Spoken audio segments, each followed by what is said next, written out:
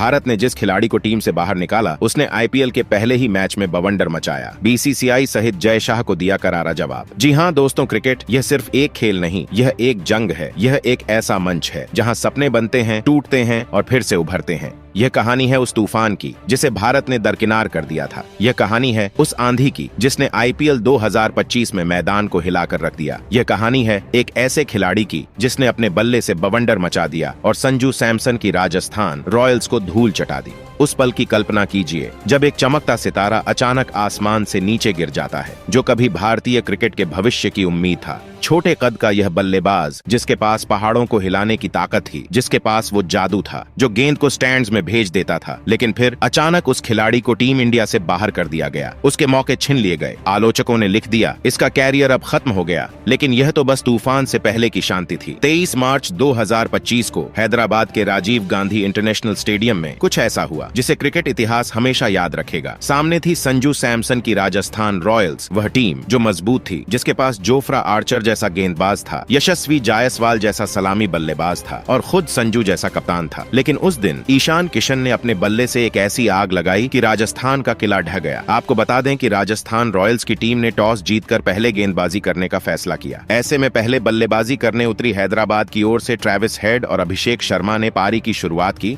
और 3.1 ओवर में 45 रन ठोक दिए। लेकिन असली कहानी तब शुरू हुई जब अभिषेक आउट हुए और क्रीज पर उतरे ईशान किशन। भाई, यह कोई साधारण एंट्री नहीं थी, यह एक योद्धा की वापसी थी। यह एक भूखे शेर की दहाड़ थी। पहले ही ओवर में ईशान ने जोफ्रा आर्चर की गेंद को मिड विकेट के ऊपर से छक्के के लिए उड़ा दिया।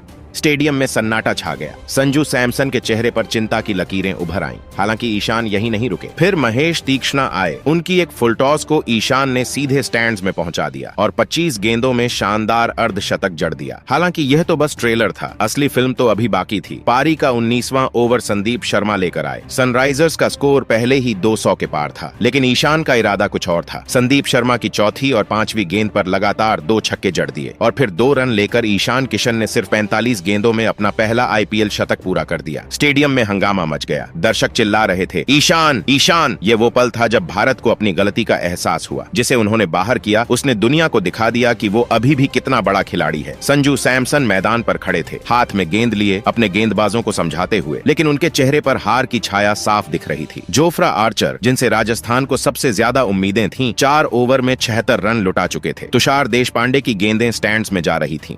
यह एकतरफा नरसंहार था। ईशान का बल्ला आग उगल रहा था और राजस्थान की उम्मीदें धुआं बनकर उड़ रही थीं। इसके बाद 286 रनों के लक्ष्य का पीछा करने उतरी राजस्थान की तरफ से संजू सैमसन और यशस्वी जायसवाल क्रीज पर आए। शुरुआत बेहद खराब रही थी। यशस्वी ने बड़ा शॉट खेलने के चक्कर में अपना विकेट गंवा बैठे, लेकिन संजू ने अपने स्टाइल में चौके छक्के जड़े। लेकिन सनराइजर्स के गेंदबाजों ने वापसी की। हालांकि अंत में बल्लेबाजी करने उतरे ध्रुव जुरेल ने अचानक खलबली मचा दी।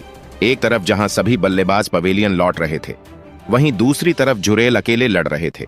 उनके बल्ले से रन निकल रहे थे, लेकिन दूसरी तरफ से कोई साथ नहीं दे रहा था। आखिरी 5 ओवर में 80 रन चाहिए थे और जुरेल ने हिम्मत नहीं हारी। 1 ओवर में 18 रन ठोक दिए, लेकिन फिर वो पल आया जब ईशान किशन ने खुद फील्डिंग में कमाल दिखाया। एक हवाई शॉट को हवा में उछलकर कैच कर लिया। ध्रुव जुरेल 70 रन बनाकर पवेलियन लौट गए और इसी के साथ राजस्थान की उम्मीदें खत्म और 20 ओवर में 242 रन ही बना सकी। ईशान के तूफान ने संजू की टीम को मैदान में ही दफना दिया। ये सिर्फ एक मैच नहीं था, यह एक सबक था, ये एक संदेश था। ईशान किशन ने अपने बल्ले से जवाब देते हुए कहा, मैं अभी खत्म नहीं हुआ हूँ। भारत को शायद अपनी गलती का एहसास हो गया हो, लेकिन संजू सैमसन और राजस्थान रॉयल्स के लिए यह एक कड़वा सपना था। फिलहाल ईशान किशन की इस बल्लेबाजी के बाद बीसीसीआई और जय शाह के बारे में आप क्या कहना चाहेंगे? आप अपनी राय कमेंट बॉक्स में जरूर दीजिएगा। साथ ही क्रिकेट से जुड़ी ऐसी ही खबरों के लिए चैनल को सब्सक्राइब जरूर करें। धन्यवाद।